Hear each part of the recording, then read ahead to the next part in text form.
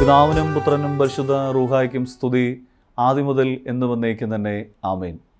പ്രിയപ്പെട്ടവരെ, പരിശുദ്ധ സുറിയാനി സഭ ഏറെ അനുഗ്രഹീതമായ ദിവസങ്ങളിലൂടെ കടന്നുപോയിക്കൊണ്ടിരിക്കുകയാണ്. സ്വർഗാരോഹണ പെരുന്നാൾ മുതൽ പെന്തക്കോസ്തി വരെയുള്ള 10 ദിവസങ്ങൾ കാത്തിരിപ്പിൻ്റെ ദിവസങ്ങളെന്നാണ് സഭ ഈ ദിവസങ്ങളെ വിശേഷിപ്പിക്കുന്നത്. എന്തിനു വേണ്ടിയിട്ടാണ് കാത്തിരിക്കുന്നത്?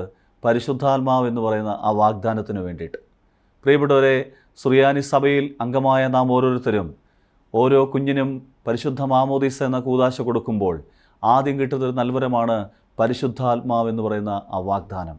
അതുകൊണ്ട് തന്നെ നമ്മളിൽ കുടികൊള്ളുന്ന പരിശുദ്ധാത്മാവിനെ വീണ്ടും ഉജ്ജ്വലിപ്പിക്കുന്ന ദിവസങ്ങളാണ് ഈ കാത്തിരിപ്പിൻ്റെ ദിവസങ്ങൾ. അതുകൊണ്ട് തന്നെ ഇന്ന് ഈ സോഷ്യൽ മീഡിയയിലൂടെ ഇത് ശ്രവിക്കുന്ന എല്ലാവരിലേക്കും പരിശുദ്ധാത്മാവ് ശക്തമായി ആവസിക്കുകയും നിർജീവമായി കിടക്കുന്ന ആത്മാവ് ഉജ്ജ്വലിപ്പിക്കുകയും ചെയ്യുവാൻ ദൈവത്തിൻ്റെ കൃപ നിങ്ങളെ പുതിയുമാറാകട്ടെ എന്ന് അച്ഛൻ മുന്നമേ പ്രാർത്ഥിച്ചുകൊണ്ട് ഇന്നത്തെ ചിന്താവിഷയത്തിലേക്ക് കടക്കുന്നു. എന്തിനാണ് ഈ കാലഘട്ടത്തിൽ പരിശുദ്ധാത്മാവ്? ഒരു ക്രൈസ്തവനെ നയിക്കേണ്ടത് പരിശുദ്ധാത്മാവായിരിക്കണം. ഈ ലോകത്തിൽ നമ്മൾ ജീവിക്കുമ്പോൾ ലോകാരൂപിയും പരിശുദ്ധാത്മാവും തമ്മിൽ വലിയ ഒരു ലഹള അല്ലെങ്കിൽ വലിയ ഒരു മൽപ്പിടുത്തം നടത്തുകയാണ്. ലോകത്തിൻ്റെ അരൂപിയിലൂടെ നയിക്കപ്പെടണോ അതോ ദൈവാത്മാവിനാൽ നയിക്കപ്പെടണോ? അതുകൊണ്ട് തന്നെ ചിലപ്പോഴൊക്കെ ചില മനുഷ്യരൊക്കെ ലോകത്തിൻ്റെ അരൂപിയിലേക്ക് നയിക്കപ്പെടുന്നവരായിട്ട് മാറും. ദൈവാത്മാവിനൊന്നും ചെയ്യാൻ പറ്റാത്ത ചില സന്ദർഭങ്ങളുണ്ടാവും. പ്രിയപ്പെട്ടവരെ, അതുകൊണ്ട് തന്നെയാണ് സാവൂളിനെക്കുറിച്ച് ഇപ്രകാരം പറയുന്നുണ്ട്. 1 സാമുവേലിൻ്റെ പുസ്തകം 16-ാം അധ്യായത്തിൻ്റെ 14-ാമത്തെ തിരുവചനത്തിൽ ഇപ്രകാരം പറയുകയാണ്: കർത്താവിൻ്റെ ആത്മാവ് സാവൂളിനെ വിട്ടുപോയി, അവിടുന്ന് അയച്ച ഒരു ദുരാത്മാവ് അവനെ പീഡിപ്പിച്ചു. ദൈവം തിരഞ്ഞെടുക്കുന്ന വ്യക്തികളുടെ എല്ലാം പ്രത്യേകത അവരെ നയിച്ചുകൊണ്ടിരിക്കുന്നത് പരിശുദ്ധാത്മാവാണ്. അതായത് ക്രിസ്തുവിൻ്റെ പേരിൽ അഭിമാനിക്കുന്ന ക്രിസ്ത്യാനികളെന്ന് വിളിക്കപ്പെടുന്ന നമ്മളെ നയിക്കേണ്ടത് ലോകത്തിൻ്റെ ആത്മാവായിരിക്കരുത്, പരിശുദ്ധാത്മാവായിരിക്കണം. അങ്ങനെ തിരഞ്ഞെടുക്കപ്പെട്ടവർ നമുക്കറിയാം. പഴയ നിയമത്തിലുടനീളം വായിച്ചു കഴിഞ്ഞാൽ മനസ്സിലാക്കാൻ പറ്റും. സാവൂൾ പരിശുദ്ധാത്മാവിനെ നയിക്കപ്പെട്ട വ്യക്തിയാണ്. ദാവീദ് പരിശുദ്ധാത്മാവിനെ നയിക്കപ്പെട്ട വ്യക്തിയാണ്. ഇവരെല്ലാവരും തന്നെ ആത്മാവിനെ നയിക്കപ്പെട്ടവരാണ്. എന്നാൽ ചില സന്ദർഭങ്ങളിൽ പാപത്തിൽ വീണുപോയപ്പോൾ ഈ ആത്മാവ് നഷ്ടമാവുകയും അവരെ ദുരാത്മാവ് പീഡിപ്പിക്കുകയും ചെയ്തുവെന്ന് വചനം ഓർമ്മപ്പെടുത്തുന്നു. പ്രിയപ്പെട്ടവരെ, നമ്മൾ ഈ ലോകത്ത് ജീവിക്കുമ്പോൾ ചില പാപത്തിൻ്റെ സാഹചര്യങ്ങളൊക്കെ വരുമ്പോൾ ആ പാപത്തിൻ്റെ സാഹചര്യങ്ങൾ വീണുപോയി കഴിഞ്ഞാൽ ഈ പരിശുദ്ധാത്മാവ് നിർജീവമായി പോകും. പിന്നെ ലോകത്തിൻ്റെ ആത്മാവായിരിക്കും നമ്മളെ നയിക്കുന്നത്. അതുകൊണ്ട് തന്നെ പ്രിയപ്പെട്ടവരെ, ആത്മാവിന് വേണ്ടി കാത്തിരിക്കണം. നമ്മൾ ഈ ദിവസങ്ങളിൽ പ്രാർത്ഥനയോടും ജാഗരണത്തോടും കൂടെ പെന്തക്കോസ്തി പെരുന്നാളിന് വേണ്ടി നമ്മൾ ഒരുങ്ങണം. അതിനൊരുങ്ങി ഈ ശുശ്രൂഷയെ സംബന്ധിക്കുന്ന ഓരോരുത്തർക്കും ദൈവം കൊടുക്കുന്ന വലിയ ഇതാണ്, നിർജീവമായി കിടക്കുന്ന ആത്മാവിനെ വീണ്ടും ഉജ്ജ്വലിപ്പിക്കുന്ന ഏറ്റവും മഹത്തായ ഒരു പെരുന്നാളാണ് പെന്തക്കോസ്തി പെരുന്നാൾ. അതുകൊണ്ട് തന്നെ ഓരോ ദേവാലയങ്ങളും പെന്തക്കോസ്തി പെരുന്നാൾ ഏറ്റവും ഭംഗിയായി നടത്തണം.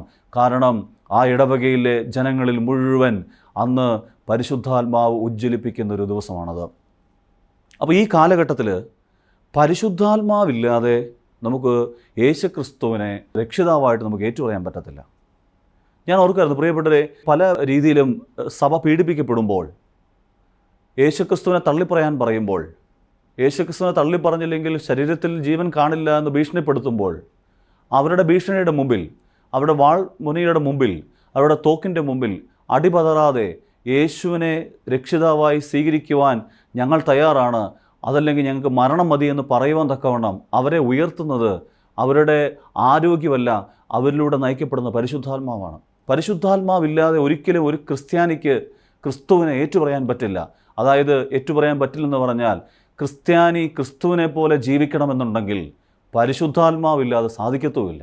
അതുകൊണ്ടാണ് 1 കൊരിന്ത്യർ 12-ാം അധ്യായത്തിൻ്റെ 3-ാമത്തെ തിരുവചനം ഇങ്ങനെ പറയുന്നു: ദൈവാത്മാവ് മുഖേന സംസാരിക്കുന്നവരാരും യേശു ശപിക്കപ്പെട്ടവനാണ് എന്ന് ഒരിക്കലും പറയുകയില്ലെന്നും യേശു കർത്താവാണ് എന്ന് പറയുവാൻ പരിശുദ്ധാത്മാവ് മുഖേനയല്ലാതെ ആർക്കും സാധിക്കുകയില്ലെന്നും നിങ്ങൾ ഗ്രഹിക്കണമെന്ന് ഞാൻ ആഗ്രഹിക്കുന്നു. അതായത് പരിശുദ്ധാത്മാവുള്ള വ്യക്തിക്ക് മാത്രമേ യേശുവിനെ ഏറ്റുപറയാൻ പറ്റുള്ളൂ. നമുക്കറിയാം, ദുഃഖവെള്ളിയാഴ്ച യേശുവിനെ അറിയില്ല എന്ന് പത്രോസ്ലീഹ 3 പ്രാവശ്യം പറഞ്ഞു. ഒരു സാധാരണ പെൺകുട്ടിയുടെ മുന്നിലാണ് പറയുന്നത്. അപ്പോസ്തലന്മാർ ഭയവിഹുലരായിട്ട് ഓടി ഒളിച്ചു എന്നാണ് പറയുന്നത്. എന്നാൽ പ്രിയപ്പെട്ടവരെ, അപ്പോസ്തല പ്രവൃത്തികളുടെ പുസ്തകം 1-ാം അധ്യായത്തിൻ്റെ 4-ാമത്തെ തിരുവചനം, യേശു വീണ്ടും ശിഷ്യരുടെ ഇടയിൽ പ്രത്യക്ഷപ്പെട്ടിട്ട് പറഞ്ഞു, നിങ്ങൾ ജെറുസലേം വിട്ടു പോകരുത്, പിതാവിൻ്റെ വാഗ്ദാനമായ പരിശുദ്ധാത്മാവിന് വേണ്ടി കാത്തിരിക്കുവിൻ. അങ്ങനെ അവർ ആ സഹീയോൻ മാളികയിൽ കാത്തിരുന്നു. 10ാമത്തെ ദിവസം പരിശുദ്ധാത്മാവ് വന്നു. ഈ പരിശുദ്ധാത്മാവ് വന്ന അപ്പോസ്തോലന്മാർ പിന്നീട് സംഭവിച്ചത് എന്നാണെന്നറിയാമോ? ദുഃഖവെള്ളിയാഴ്ച യേശുവിനെ അറിയില്ല എന്ന് പറഞ്ഞ് ഓടി ഒളിച്ച അപ്പോസ്തോലന്മാർ ലോകത്തിൻ്റെ വിവിധ ഭാഗങ്ങളിലേക്ക് കടന്നു ചെന്ന് ഭാഷ അറിയത്തില്ല, ദേശമറിയത്തില്ല, അവർക്ക് യാതൊരു പരിചയമില്ലാത്ത സ്ഥലത്ത് പോയിട്ട് അവർ യേശു ദൈവപുത്രനാണെന്ന് വിളിച്ചു പറഞ്ഞ് യേശുവിൻ്റെ നാമത്തിൽ അത്ഭുതങ്ങൾ ചെയ്തിട്ടുണ്ടെങ്കിൽ ആ അവരുടെ കരങ്ങൾ വഴി ഈ ഭൂമിയിൽ പ്രവർത്തിച്ചത് പരിശുദ്ധാത്മാവാണ്. അതുകൊണ്ട് നമ്മൾ ഓരോരുത്തരും ചിന്തിക്കണം, ഈ ദിവസങ്ങളിൽ, കാത്തിരിപ്പിൻ്റെ ദിവസങ്ങൾ സഭ ആഘോഷിക്കുന്നതിൻ്റെ പ്രധാനപ്പെട്ട കാരണം ഈ കാലഘട്ടത്തിൽ പരിശുദ്ധാത്മാവിനാൽ നയിക്കപ്പെടുന്നവരുടെ എണ്ണം വളരെ കുറഞ്ഞു പോകുന്നു. ബുദ്ധിയിൽ ആശ്രയിക്കുന്നവർ, സമ്പത്തിൽ ആശ്രയിക്കുന്നവർ, സ്ഥാനമാനങ്ങളിൽ ആശ്രയിക്കുന്നവർ, അധികാരങ്ങളിൽ ആശ്രയിക്കുന്നവർ, പ്രിയപ്പെട്ടവരെ, അതിൽ നിന്നെല്ലാം മാറി, ലോകത്തിൽ നിന്നെല്ലാം മാറി ആത്മാവിൽ നയിക്കപ്പെടുന്നവരായിട്ട് നമുക്ക് മാറാൻ പറ്റണം. ഇതാണ് വിവേകമുള്ള ഒരു വ്യക്തിയുടെ ഏറ്റവും വലിയ പ്രത്യേകത. അവൻ പരിശുദ്ധാത്മാവിൽ നയിക്കപ്പെടുന്ന വ്യക്തിയായിരിക്കും. അതുകൊണ്ടാണ് പ്രിയപ്പെട്ടവരെ, ലൂക്കോസിന്റെ സുവിശേഷം 11-ാം അധ്യായത്തിൽ അതിൻ്റെ 24 മുതൽ 26 വചനങ്ങളിൽ പ്രകാരം പറയുന്നു, ഒരു വ്യക്തിയിൽ നിന്ന് അശുദ്ധാത്മാവ് വിട്ടുപോയി കഴിഞ്ഞാൽ അവൻ അലഞ്ഞു തിരിഞ്ഞ് നടക്കുന്നു. ആ അശുദ്ധാത്മാവ് അലഞ്ഞു തിരിഞ്ഞ് നടന്ന ശേഷം ഒരു സ്ഥലത്തും അവന് സങ്കേതം കിട്ടാതെ വരുമ്പോൾ, ഇടം കിട്ടാതെ വരുമ്പോൾ, അവൻ ഇറങ്ങിച്ചെന്ന് അതേ മനുഷ്യൻ്റെ അങ്ങോട്ട് ചെല്ലുമ്പോൾ ആ മനുഷ്യൻ അടിച്ചു വാരി ഇതാ ഏറ്റവും ഭംഗിയായിട്ടിട്ടിരിക്കുന്ന കാണും. ആ അശുദ്ധാത്മാവ് തന്നെക്കാട്ടിലും ശക്തിയുള്ള 7 അശുദ്ധാത്മാക്കളെ വിളിച്ചുകൊണ്ട് വന്നിട്ട് ആ മനുഷ്യൻ്റെ ഉള്ളിൽ കുടികയറുമെന്ന് യേശു തമ്പുരാൻ വചനത്തിലൂടെ ശിഷ്യന്മാരെ പഠിപ്പിച്ചു. പ്രിയപ്പെട്ടവരെ, നമ്മൾ ഓർക്കണം, ഈ കാലഘട്ടത്തിൽ പരിശുദ്ധാത്മാവ് നഷ്ടപ്പെട്ടു പോയി കഴിയുമ്പോൾ ഉണ്ടാകുന്ന ചില പ്രശ്നങ്ങൾ ആണ്. ഈ കാലഘട്ടത്തിൽ എന്തിനാണ് പരിശുദ്ധാത്മാവ്? എന്തിനാണ് ഈ കാലഘട്ടത്തിൽ പരിശുദ്ധാത്മാവ്? നമ്മൾ ഇന്നത്തെ ചിന്താവിഷയം അതാണ്. ഈ കാലഘട്ടത്തിൽ പരിശുദ്ധാത്മാവ് നമ്മൾ എന്തിനൊക്കെ സഹായിക്കുന്നു? ആദ്യം പ്രിയപ്പെട്ടവരെ, പരിശുദ്ധാത്മാവ് നമ്മളെ സഹായിക്കുന്നത് ജഡത്തിൽ നിന്ന് ആത്മാവിലേക്ക് ഉയരാൻ ഈ പരിശുദ്ധാത്മാവ് നമ്മളെ സഹായിക്കും. ആത്മാവ് മുഖേന അല്ലാതെ ജഡത്തെ കീഴ്പ്പെടുത്താൻ എനിക്കോ നിങ്ങൾക്കോ സാധിക്കത്തില്ല. നമ്മുടെ കഴിവുകൊണ്ട് പറ്റത്തില്ല. ഡോക്ടറേറ്റ് ഉണ്ടെന്ന് പറഞ്ഞുകൊണ്ടോ, ഞാൻ കഴിവുള്ള അച്ഛനാണെന്ന് പറഞ്ഞുകൊണ്ടോ, എനിക്ക് ഒത്തിരി രാഷ്ട്രീയക്കാരായിട്ടും ബന്ധമുണ്ടെന്ന് പറഞ്ഞുകൊണ്ടോ ഒന്നും ജഡത്തിൻ്റെ മുള്ളിനെ നിയന്ത്രിക്കാൻ, ജഡത്തിൻ്റെ പാപത്തെ നിയന്ത്രിക്കാൻ, അതിനെ കൺട്രോൾ ചെയ്യാൻ നമ്മളെ കൊണ്ട് പറ്റത്തില്ല. പരിശുദ്ധാത്മാവ് എന്നിൽ വരാതെ എനിക്ക് പാപത്തെ നിയന്ത്രിക്കാനായിട്ട് പറ്റത്തില്ല പ്രിയപ്പെട്ടവരെ. അതുകൊണ്ടാണ് 1 കൊരിന്ത്യർ 3-ാം അധ്യായത്തിൻ്റെ 1 മുതൽ 3 വരെയുള്ള വചനങ്ങൾ ഇപ്രകാരം പറയുന്നു, എന്തെന്നാൽ നിങ്ങളിപ്പോഴും ജഡീക മനുഷ്യർ തന്നെ. നിങ്ങളുടെ ഇടയിൽ അസൂയയും തർക്കവും നിലനിൽക്കുമ്പോൾ നിങ്ങൾ ജഡീകരും സാധാരണക്കാരുമല്ലേ? പ്രിയപ്പെട്ടവരെ, അസൂയയും കോപവും മാത്സര്യവും വിട്ടുകൊടുക്കാൻ പറ്റാത്ത അവസ്ഥയും ഒക്കെ അവൻ്റെ ഉള്ളിലുള്ളപ്പോൾ നമ്മൾ ഓർക്കണം, നമ്മുടെ ജഡത്തിലാണ് നമ്മൾ ജീവിക്കുന്നത്. ജഡത്തെ സുഖപ്പെടുത്താൻ വേണ്ടി മദ്യം, മധുരോത്സവം, പാപം, വ്യഭിചാരം, സ്വയംഭോഗം, സ്വർഗഭോഗം, മ്ലേച്ഛ ചിന്തകൾ, ബ്ലൂ ഫിലിം കാണുന്നത്, അശുദ്ധമായ വികാരങ്ങൾക്ക് അടിമപ്പെട്ടുകൊണ്ട് തെറ്റായ ബന്ധങ്ങൾക്ക് അടിമപ്പെട്ടു പോകുന്നതിൻ്റെ എല്ലാം പ്രധാനപ്പെട്ട കാരണം ആത്മാവ് നിർജ്ജീവമായി കിടക്കുന്നത് കൊണ്ടാണ്. അതുകൊണ്ട് പരിശുദ്ധാത്മാവ് വരാതെ ഇതിനെ ഒന്നും നമുക്ക് നിയന്ത്രിക്കാനായിട്ട് പറ്റത്തില്ല. ആത്മാവിൻ്റെ വരദാനമാണ് ഇത്, പാപത്തിൽ നിന്ന് ഓടിയകലാൻ പറ്റുക എന്ന് പറയുന്നത്. അതുകൊണ്ടാണ് പ്രിയപ്പെട്ടവരെ, ജഡത്തിൻ്റെ തൃപ്തിപ്പെടുത്തുക, ജഡീക കാര്യങ്ങൾ, എനിക്ക് ലോകത്തിൽ ഒന്നാമനാകണം, എനിക്ക് വലിയ വീട്, വലിയ കാറ്, എനിക്ക് എല്ലാ സൗകര്യങ്ങളും, ഈ സുഖ സൗകര്യങ്ങളെല്ലാം നമ്മൾ വർദ്ധിപ്പിക്കുന്നതിന് ലോകത്തിൽ ഞാൻ ഒന്നാമനായി തീരണം. ജഡത്തിനെ തൃപ്തിപ്പെടുത്തുക, ശരീരത്തെ തൃപ്തിപ്പെടുത്തുക, ഈ ഒരു അവസ്ഥയിൽ നിന്ന് നമുക്ക് മാറാനായിട്ട് പറ്റണമെങ്കിൽ ആത്മാവ് നമ്മളിൽ പ്രവർത്തിക്കണം പ്രിയപ്പെട്ടവരെ. ഈ ആത്മാവ് പ്രവർത്തിച്ചവരായിരുന്നു അപ്പോസ്തല പ്രവൃത്തികളുടെ പുസ്തകത്തിൽ 1, 2, 3, 4 അധ്യായങ്ങളൊക്കെ നമുക്ക് വായിക്കുമ്പോൾ അവിടെ മനസ്സിലാകും. അപ്പോസ്തല പ്രവൃത്തികൾ 2-ാം അധ്യായത്തിൻ്റെ 38 മുതൽ 44 വരെ വചനങ്ങളിൽ ഇപ്രകാരം പറയുന്നു, വിശ്വസിച്ചവരെല്ലാവരും ഒറ്റ സമൂഹമാവുകയും തങ്ങൾക്കുണ്ടായിരുന്നതെല്ലാം പൊതുവായി കരുതുകയും ചെയ്തു. കേട്ടോ, ആത്മാവിൻ്റെ വരദാനം വന്നു കഴിഞ്ഞപ്പോൾ, പരിശുദ്ധാത്മാവ് അവരിൽ വന്നു കഴിഞ്ഞപ്പോൾ അവർ ഒറ്റ സമൂഹമായി തീരുകയും തങ്ങൾക്കുണ്ടായിരുന്നതെല്ലാം പൊതുവായിട്ട് അവർ കരുതുകയും ചെയ്തു. അതുകൊണ്ട് ആദ്യ ക്രൈസ്തവ സമൂഹത്തിൽ നിന്ന് ഒത്തിരി വിഭിന്നമാണ് ഇന്നത്തെ ക്രൈസ്തവ സമൂഹം. ഇന്ന് പ്രിയപ്പെട്ടവരെ, നമ്മൾ ഓർത്ത് നോക്കിയേ, നമ്മൾ വിട്ടുകൊടുക്കാൻ നമുക്ക് പറ്റുന്നില്ല, കൊടുക്കാൻ പറ്റുന്നില്ല, നമ്മളെല്ലാം കെട്ടിപ്പിടിച്ചുകൊണ്ടിരിക്കുകയാണ്. എന്നാൽ എന്തെങ്കിലും നമുക്ക് പ്രയോജനപ്പെടുമോ? ഒന്നും പ്രയോജനപ്പെടത്തില്ല. അതുകൊണ്ട് പ്രിയപ്പെട്ടവരെ, നമ്മൾ സന്തോഷത്തോടെ നമുക്കുള്ളതെല്ലാം അനേകർക്കായി ഭാഗം വെച്ചുകൊണ്ട് ജീവിക്കുന്ന ആദ്യ ക്രൈസ്തവ സമൂഹത്തെ പോലെ ആയിത്തീരുവാൻ നമുക്ക് പറ്റണം. അതുകൊണ്ടാണ് പ്രിയപ്പെട്ടവർ, ഞാൻ സെമിനാരിയിൽ പോകുന്നതിന് 1 വർഷം മുമ്പ് പ്രീ സെമിനാരി ആയിട്ട് മഞ്ഞിനിക്കര ദയറായിൽ പഠിച്ചുകൊണ്ടിരിക്കുന്ന കാലഘട്ടത്തിൽ അന്ന് ദയറായുടെ അധിപനായ ദിവന്നാസോസ് തിരുമേനി ഞങ്ങളോട് പറയുന്നൊരു ചെറിയൊരു സന്ദേശം ഞാനിപ്പോഴും ഓർത്തു വെക്കുന്നുണ്ട്. പ്രിയപ്പെട്ട പിതാവ് ഇങ്ങനെ പറയുകയാണ്, നിങ്ങൾ 3 അപ്പം കഴിച്ച് നിങ്ങളുടെ വയറ് നിറയുമെങ്കിൽ 4ാമത് നിങ്ങളെടുക്കുന്ന അപ്പം അത് വേറൊരുത്തൻ്റെ അപ്പമാണ്. അത് വലിയ ചിന്തയായിരുന്നു പ്രിയപ്പെട്ടവരെ. അതുകൊണ്ട് നമ്മൾ ഓർക്കണം, ആദ്യ ക്രൈസ്തവ സമൂഹത്തിൽ അവരെല്ലാം പൊതുവായിട്ട് കണ്ടുവെങ്കിൽ നമുക്കും പറ്റണം. ജഡീക മേഖലയിൽ ലൗകിക സുഖങ്ങളിൽ വീണു പോകാതിരിക്കാൻ പ്രത്യേകമായിട്ട് ശ്രദ്ധിച്ചോണം. എന്ന് വെച്ച് നമ്മൾ വീട് വേണ്ടെന്നോ കാറ് വേണ്ടെന്നൊന്നും അല്ല, പക്ഷേ നമുക്ക് 1ാം സ്ഥാനം ദൈവത്തിനായിരിക്കണം. ഇതെല്ലാം പോകുന്നൊരു കാലഘട്ടം വരും. നമുക്കത് ഈ കാലഘട്ടത്തിലെല്ലാം നമ്മളത് കാണിച്ചു തന്നിട്ടുണ്ട് അല്ലേ. കോവിഡ് വന്നു, പ്രളയം വന്നു, എല്ലാം വന്നു അല്ലേ. പ്രളയത്തിന് ഞങ്ങളുടെ ഒരു അച്ഛനിങ്ങനെ പറയുക, ഞങ്ങൾ ഒരുമിച്ച് നിന്ന് പ്രാർത്ഥിച്ചുകൊണ്ടിരിക്കുമ്പോൾ അതിൽ ഒരു വൈദികൻ ഞങ്ങൾക്ക് നൽകിയ ഉപദേശമാണ്, അച്ഛന്മാരെ നിങ്ങളൊന്നും നാളത്തേക്ക് വേണ്ടി സൂക്ഷിച്ചു വെക്കരുത്, ഇന്നിൻ്റെ സുഖങ്ങൾ നിങ്ങൾ അനുഭവിച്ചോണം. ഞങ്ങൾ ചോദിച്ചാൽ അച്ഛൻ അങ്ങനെ പറഞ്ഞേ. ഉടനെ അച്ഛൻ പറയുകയാണ്, അച്ഛൻ ഒരു പുതിയ വീട് വെച്ചു, എല്ലാവരെയും അച്ഛൻ വിളിച്ചു. അച്ഛൻ ശുശ്രൂഷ ചെയ്ത പള്ളി, മുമ്പ് ശുശ്രൂഷ ചെയ്ത പള്ളി, ഇപ്പോൾ ശുശ്രൂഷ ചെയ്തുകൊണ്ടിരിക്കുന്ന പള്ളിയിൽ നിന്നൊക്കെ ആൾക്കാർ വന്നു.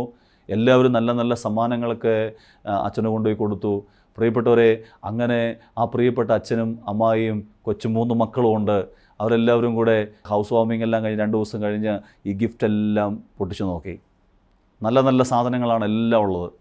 അവർ എല്ലാ സാധനങ്ങളും അടുക്കി വെച്ചു. പ്രിയപ്പെട്ടവർ, നല്ല നല്ല പ്ലേറ്റുകൾ, അച്ഛന്മാരൊക്കെ ആയതുകൊണ്ട് ജനം നല്ല പ്ലേറ്റുകളാണ് വാങ്ങിച്ചുകൊണ്ട് കൊടുത്തത്. അപ്പോൾ അമ്മായി പറഞ്ഞു, അച്ഛാ നമുക്ക് നല്ല പ്ലേറ്റൊക്കെ ഷോക്കേസ് വെക്കാം, തരക്കേടില്ലാത്ത പ്ലേറ്റ് നമുക്ക് എടുത്ത് ഭക്ഷണം കഴിക്കാം, കാരണം കുട്ടികളല്ലേ ചിലപ്പോൾ പൊട്ടിക്കാൻ സാധ്യതയുണ്ട്.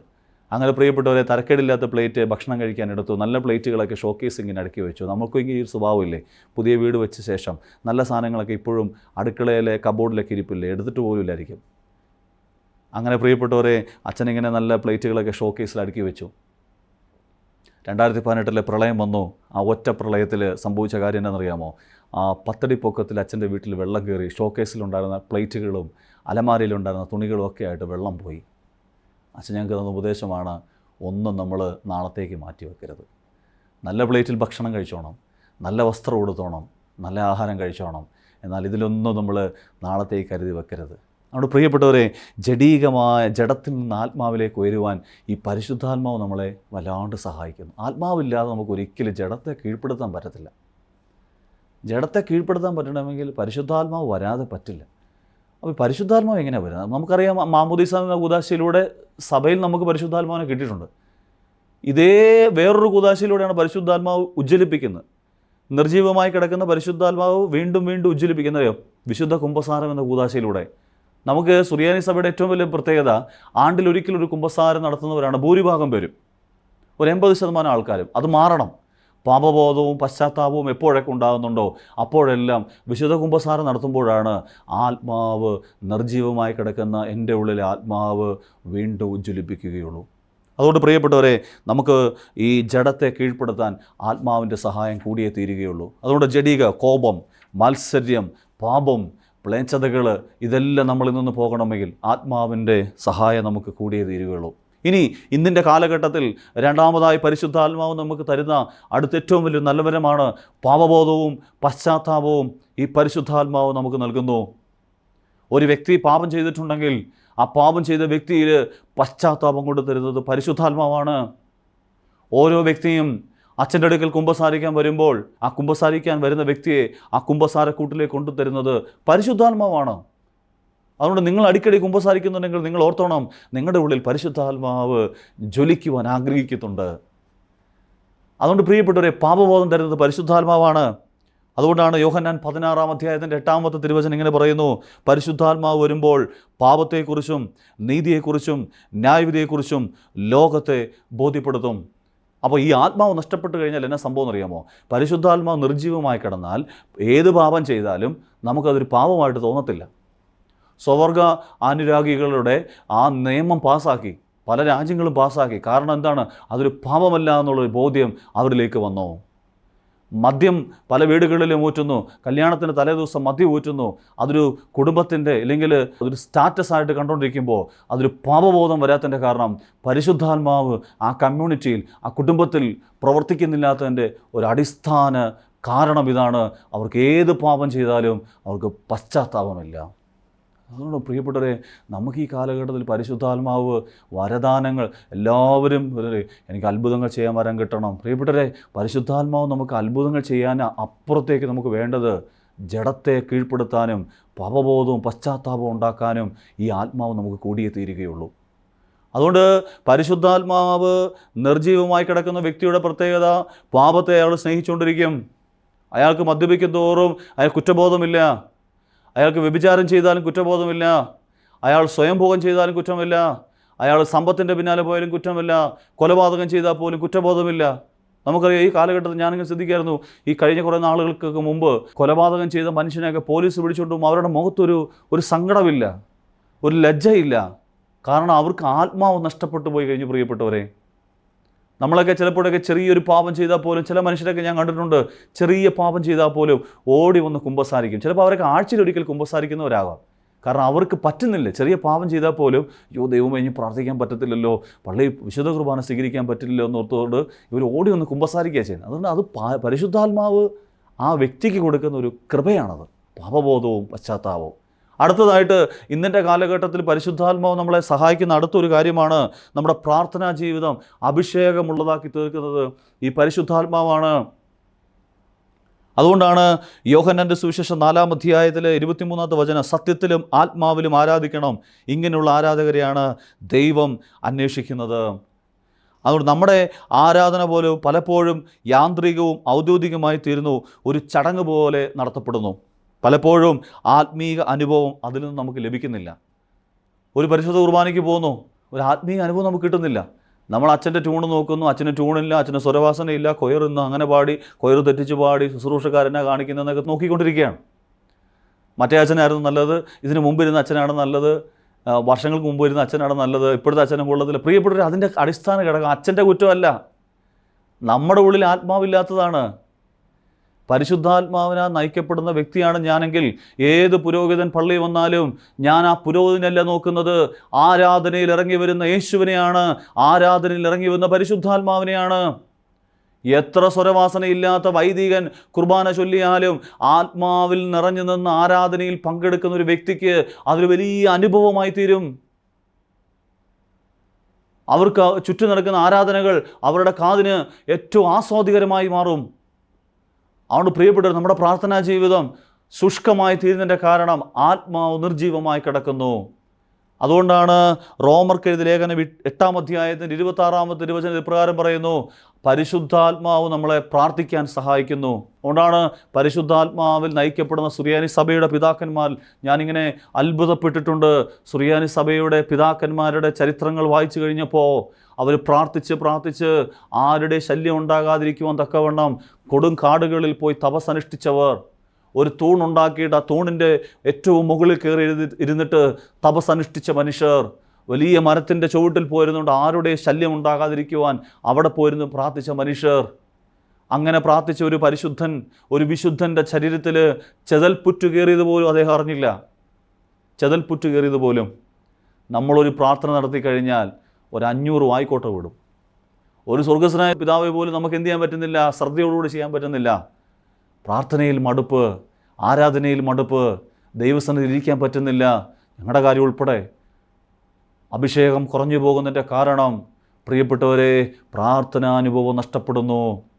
ഈ പ്രാർത്ഥനാനുഭവത്തിലേക്ക് എന്നെ കൊണ്ടുവരുന്നത് പരിശുദ്ധാത്മാവാണ്. അടുത്ത ഒരു കാര്യം കൂടെ പറഞ്ഞ് നമുക്ക് ഈ ശുശ്രൂഷ അവസാനിപ്പിക്കാം. ഇന്നിൻ്റെ കാലഘട്ടത്തിൽ പരിശുദ്ധാത്മാവ് നമ്മളെ അടുത്തതായിട്ട് സഹായിക്കുന്ന ഒരു കാര്യമാണ് പരാജയബോധത്തിൽ നിന്നും നിരാശയിൽ നിന്നും പരിശുദ്ധാത്മാവ് എനിക്ക് വിടുതൽ നൽകുന്നു. ഒരു വ്യക്തിക്ക് നിരാശയുണ്ടെങ്കിൽ, പരാജയബോധമുണ്ടെങ്കിൽ, പ്രിയപ്പെട്ടവരെ, പരിശുദ്ധാത്മാവ് നയിക്കപ്പെടുന്ന വ്യക്തിയെ സംബന്ധിച്ചിടത്തോളം അവൻ നിരാശയുണ്ടാകില്ല, ആത്മഹത്യ ചെയ്യില്ല. ഇത് ആത്മഹത്യ ചെയ്യണമെന്നുള്ള ചിന്ത മനസ്സിൽ വരുന്നുണ്ടെങ്കിൽ ഓർത്തോണം, ആ വ്യക്തിയിൽ ആത്മാവ് നിർജ്ജീവമായി കിടക്കുന്നതിൻ്റെ ലക്ഷണങ്ങളിൽ ഒന്നാണത്. നിരാശ. എന്നെ ഒന്നിനും കൊള്ളില്ല, എന്നെ ഒന്നിനും കൊള്ളത്തില്ല കേട്ടോ, എനിക്ക് കഴിവില്ല എന്നും പറഞ്ഞുകൊണ്ട് ഉള്ളിലേക്ക് വലിയുന്ന സ്വഭാവം. അപ്പോസ്തോലന്മാർ ഇങ്ങനെ ഭയവിഹുലരായി മുറിയിൽ കതകടച്ചിരുന്നപ്പോൾ അവരുടെ ഇടയിലേക്ക് യേശു വന്നിട്ട് പറഞ്ഞു, വാഗ്ദാനമായ പരിശുദ്ധാത്മാവ് നിങ്ങളിൽ വരുമ്പോൾ നിങ്ങളിവിടെ നിന്ന് പോകും. പ്രിയപ്പെട്ടവരെ, കഥ കടച്ചിരുന്ന അപ്പോസ്തോലന്മാർ വീരമൃത്യു പ്രാപിക്കാൻ തക്കവണ്ണം ലോകത്തിൻ്റെ വിവിധ ഭാഗങ്ങളിലേക്ക് പോയി. ഭയം അവരെ വിട്ടുമാറി. നമുക്ക് ഭയമുണ്ട്. പരീക്ഷ ഭയമാണ്, സമ്പത്ത് കുറഞ്ഞു പോകുമോ എന്നൊരു ഭയം, രോഗം വരുമോ എന്നുള്ള ഭയം, ആരോഗ്യം നഷ്ടപ്പെടുമോ എന്നുള്ള ഭയം, ജോലി നഷ്ടമാകുമോ എന്നുള്ള ഭയം, ഇതെല്ലാം നമ്മളെ ഭരിച്ചുകൊണ്ടിരിക്കുകയാണ്. രോഗത്തെ ഭയം. പ്രിയപ്പെട്ടവരെ, അതുകൊണ്ട് സകല ഭയത്തിൽ നിന്നും നിരാശയിൽ നിന്നും നമുക്ക് വിടുതൽ നൽകുന്നത് ഈ പരിശുദ്ധാത്മാവാണ്. അതുകൊണ്ടാണ് നമ്മൾ ഈ ദിവസങ്ങളിൽ കാത്തിരുന്ന് പ്രാർത്ഥിക്കണം. കർത്താവേ, എൻ്റെ ജീവിതത്തിൽ പാപം ചെയ്തു കഴിഞ്ഞപ്പോൾ നിർജീവമായി പോയ ആ ആത്മാവിനെ ഈ പെന്തക്കോസ്തി പെരുന്നാളിൽ അങ്ങ് വീണ്ടും ഉജ്ജ്വലിപ്പിക്കണമെന്ന് ചങ്ക് പൊട്ടി പ്രാർത്ഥിച്ച് നിൽക്കുന്ന ഒരു വ്യക്തിയെ പരിശുദ്ധാത്മാവ് തൊട്ടിരിക്കും. ആത്മാർത്ഥമായിട്ട് അച്ഛൻ നിങ്ങളോട് പറയട്ടെ, ഇന്ന് ഈ ദിവസം സോഷ്യൽ മീഡിയയിലൂടെ ഇത് കേട്ടുകൊണ്ടിരിക്കുന്ന ഓരോ മക്കളും നിങ്ങൾ തീരുമാനമെടുക്കണം. ഇനിയുള്ള ദിവസങ്ങൾ എൻ്റെ കർത്താവെ, ആ പെന്തക്കോസ്തിയുടെ ദിവസത്തിൽ ഏറ്റവും അഭിഷേകം എനിക്ക് കിട്ടണമെന്ന് പ്രാർത്ഥിച്ച് നല്ല കുമ്പസാരമെടുത്ത് ഈ ശുശ്രൂഷയിൽ പോയി പങ്കെടുത്തോളൂ. നിങ്ങളെ പരിശുദ്ധാത്മാവ് തൊട്ടിരിക്കും. അതല്ലാത്ത പക്ഷം നമ്മുടെ ഉള്ളിൽ ഇങ്ങനെ വരും, ദൈവം ഇത് എത്ര ദീർഘമായ ശുശ്രൂഷയാണ്, എന്തോരം നേരം നിൽക്കണം. പരിശുദ്ധ കുർബാന, തുടർന്ന് പെന്തക്കോസ്തയുടെ പെരുന്നാൾ. പെന്തക്കോസ്തയിൽ പറയുന്നുണ്ട്, പിതാവിനോടും പുത്രനോടും പരിശുദ്ധ റൂഹായോടും 3 പ്രാർത്ഥനകൾ, ഈ തൃത്വൈക പ്രാർത്ഥനകൾ നടത്തപ്പെടുന്ന ദിവസമാണ് ഈ പെന്തക്കോസ്തി പെരുന്നാൾ. അവിടെ മടുത്തു പോകരുത് കേട്ടോ. അവിടെ നിങ്ങൾ പ്രാർത്ഥനയോടുകൂടി നിൽക്കണം. പിതാവിനോടും പുത്രനോടും പരിശുദ്ധാത്മാവിനോടും ആ പുരോഹിത ശ്രേഷ്ഠൻ ബലിപീഠത്തിൻ്റെ മുമ്പിൽ നിന്ന് പ്രാർത്ഥിക്കുമ്പോൾ നിങ്ങളും താഴെ നിന്നുകൊണ്ട് പ്രാർത്ഥനയോടുകൂടെ ശുശ്രൂഷയിൽ പങ്കെടുത്തു നോക്കൂ. നിങ്ങളുടെ ജീവിതത്തിൽ അടിമുടി നിങ്ങളെ പരിശുദ്ധാത്മാവ് മാറ്റിയിരിക്കും. ഭയം വിട്ടുമാറും. വീട്ടിൽ പൈശാചിക ശക്തികൾ നിങ്ങളിൽ നിന്ന് വിട്ടുമാറും. ഇത് ഉറപ്പാണ്. നിങ്ങളുടെ കുടുംബത്തിൽ സമാധാനവും സന്തോഷവും കൊണ്ട് തരും പരിശുദ്ധാത്മാവ്.